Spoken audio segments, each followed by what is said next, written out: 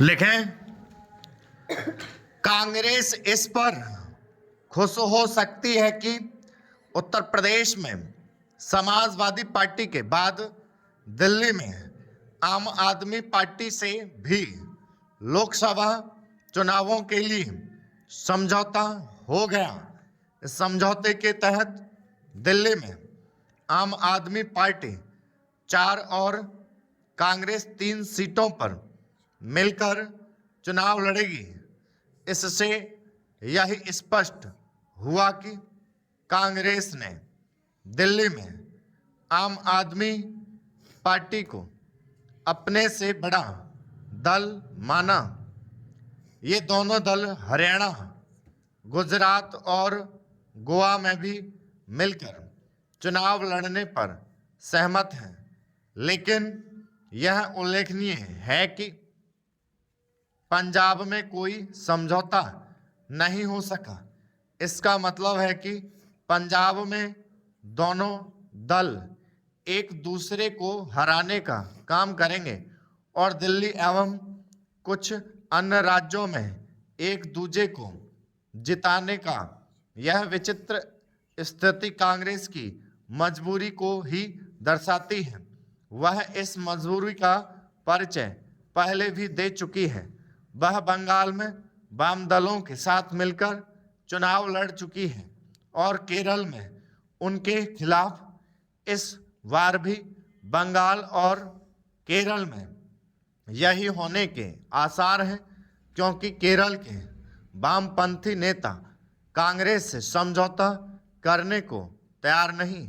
आखिर गठबंधन की यह कैसी राजनीति है कि दो दल कहीं तो मिलकर चुनाव लड़ने जा रहे हैं और कहीं एक दूसरे के खिलाफ। उत्तर प्रदेश में भी कांग्रेस जिस तरह 80 में से महज 17 सीटों पर चुनाव लड़ने पर सहमत हो गई, उससे भी उसकी विवशता प्रकट होती है। एक समय जो उत्तर प्रदेश कांग्रेस का गढ़ हुआ करता था, वहां वह गठबंधन के नाम पर जिस तरह अपनी राजनीतिक जमीन छोड़ने को तैयार हुई, उससे तो वह अपना जनाधार और अधिक गंवाएगी ही। ऐसे गठबंधन करके और इस क्रम में क्षेत्रीय दलों को बड़े भाई का दर्जा देकर वह अन्य राज्यों में भी अपना जनाधार खो चुकी है। ऐसा लगता है कि कांग्रेस का एकमात्र उद्देश्य किसी तरह पिछले 2 लोकसभा चुनावों के मुकाबले कुछ अधिक सीटें जीतने भर का है, ना कि अपने गठबंधन INDIA के जरिए भाजपा के नेतृत्व वाले राजग को कोई ठोस चुनौती देने का। यदि कांग्रेस यह समझ रही है कि सपा और आप से समझौता करके वह INDIA को एक शक्तिशाली गठबंधन के रूप में पेश करने में सफल हो जाएगी, तो इसके आसार कम ही हैं। यह देखना दयनीय है कि जब कांग्रेस को एक राष्ट्रीय दल के रूप में अपनी मजबूती कायम रखने के जतन करने चाहिए, तब वह सीमित लक्ष्य का संधान करती दिख रही है। इससे तो उसकी राजनीतिक हैसियत और कम ही होगी।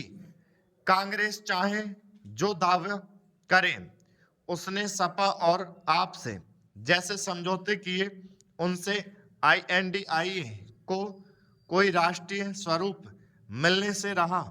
यदि यह गठबंधन बनने से पहले ही बिखराव से ग्रस्त हो गया, तो इसके लिए घटक दलों के साथ कांग्रेस भी उत्तरदायी है, जिसने सीटों के बंटवारे के बजाय राहुल गांधी की भारत जोड़ो न्याय यात्रा को अधिक प्राथमिकता प्रदान की। धार्मिक पर्यटन प्रदेश के विकास में किस तरह महत्वपूर्ण भूमिका निभाएगा। इसे अयोध्या में भव्य श्री राम मंदिर के निर्माण के साथ साथ वहां हो रही चतुर्दिक प्रगति से समझा जा सकता है। श्री राम लला के स्टॉप